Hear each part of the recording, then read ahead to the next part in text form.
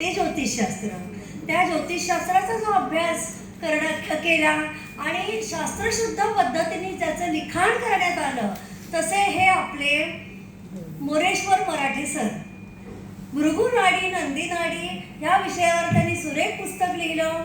मुख्य म्हणजे काय आहे, ऋषीमुनींनी लिहिलेलं लिखाण हे संस्कृत भाषेत आहे, जे आपल्याला बाउन्स होतं. पण त्या जसं ज्ञानेश्वरांनी ज्ञानेश्वरी लिहिली, जी कृष्णाने सांगितली अर्जुनाला संस्कृत भाषेत, तीच ज्ञानेश्वरी प्राकृत भाषेत लिहिल्यामुळे तळागाळातल्या लोकांपर्यंत पोहोचली.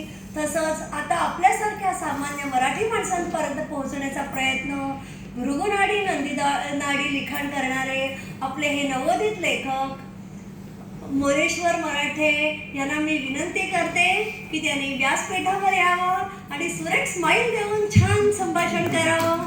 मुख्य म्हणजे त्यांचं सुद्धा वृषभ लग्न आहे आणि वृषभ रास आहे आणि रोहिणी नक्षत्र म्हणताय, रोहिणी नक्षत्र जे चंद्राचं आहे. मुख्य म्हणजे सिंह लग्न आहे, त्यामुळे रवी. आता बघा सिंह लग्नाचे किती जण आहेत आपल्याकडे, हे आता इथे उभेच आहेत, हे बसलेले आहेत, हे सिंह लग्नाचे. मी स्वतः सिंह लग्नाचे, आमच्या आलेल्या सुनबाई सुद्धा सिंह लग्नाच्याच आहेत. तर भरपूर सिंह इथे आलेले आहेत. तर एक सिंह दुसऱ्या सिंहाला हे देत आहे.